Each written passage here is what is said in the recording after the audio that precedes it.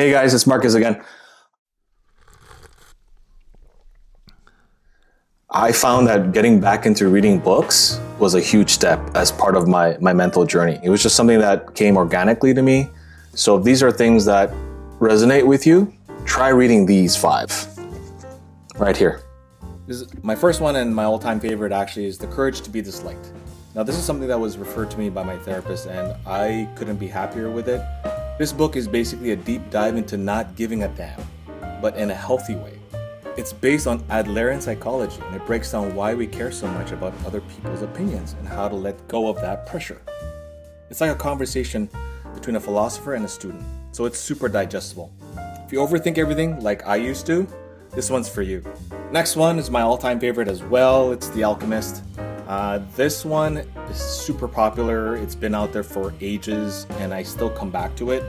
It's a classic. This one's a story about a shepherd named Santiago who goes on a journey to find his personal legend, which is basically his true purpose.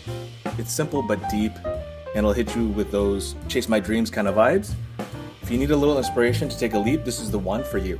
Also another classic. This one was referred to me by my therapist and I was always trying to figure out what emotional intelligence really meant. But it goes deeper than that. It gives you medical backing to understand how and why, for example, you react so quickly to something or you get triggered by something. And it gave me insight into that, which made me understand why I get kind of pissed off when things don't go my way, or if something out of my control happens and I react in a way where like I freak out, like why isn't it working out? What's going on? I get frustrated. This book has been an eye-opener and it was so important to my mental health journey. So Goleman breaks down self-awareness, empathy, and how emotions impact our decisions and relationships. This is a must-read. So this one's another classic, Tuesdays with Morrie. I believe there's also a movie based on it.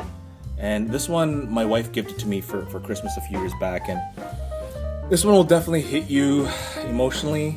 So if you haven't read it or have forgotten what it's about and want to go back and reread it, it's about a guy named Mitch who reconnects with his old professor, Morrie, and who's dying.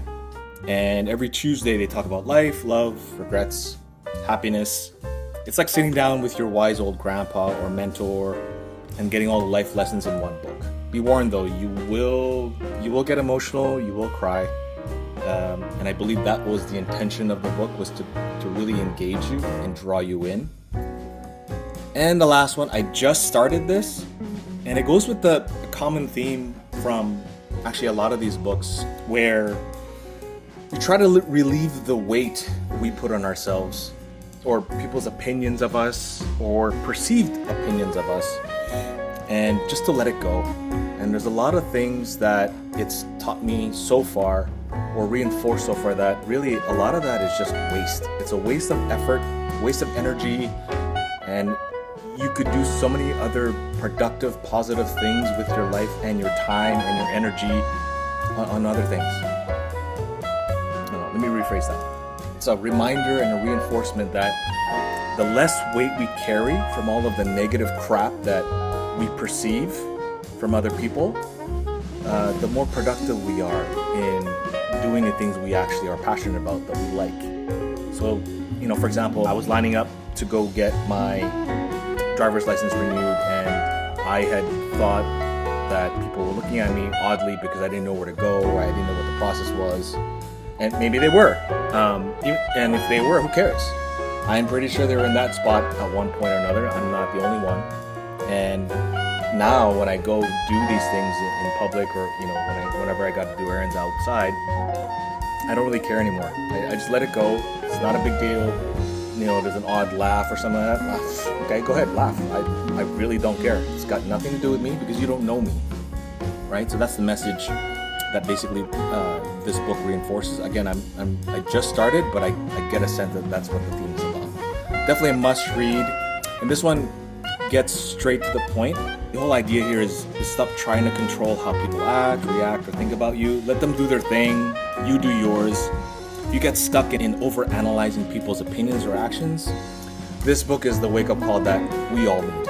Reading actually helps me go to sleep. Not to say that the material is boring, but it helps to calm my mind down while I'm also consuming some knowledge and learning, getting insight on things, getting insight on my anxiety, understanding how the brain works. Get into reading some books that help you to frame things differently, give perspective to life. It can always be worse. I've learned to think that way now. It can always be worse. Things that are out of your control are out of your control. So don't worry about it. There's no sense in wasting all your energy on worrying about something that could happen or most likely won't happen. Anyway, I didn't want to make this a PSA about mental health, but really, 99% of the time, the things that I think that are going to happen, usually the worst case scenario, never happen.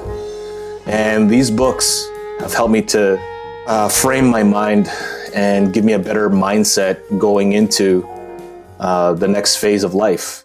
And now that I've got 2 children, it's something that I want to pass on to them eventually, where life is tough, but in the same token, life can be very rewarding. And let's spend our energy on that instead of wasting it on all the other crap and noise and doubts that we often are bombarded with. Okay? I hope you guys have a great day.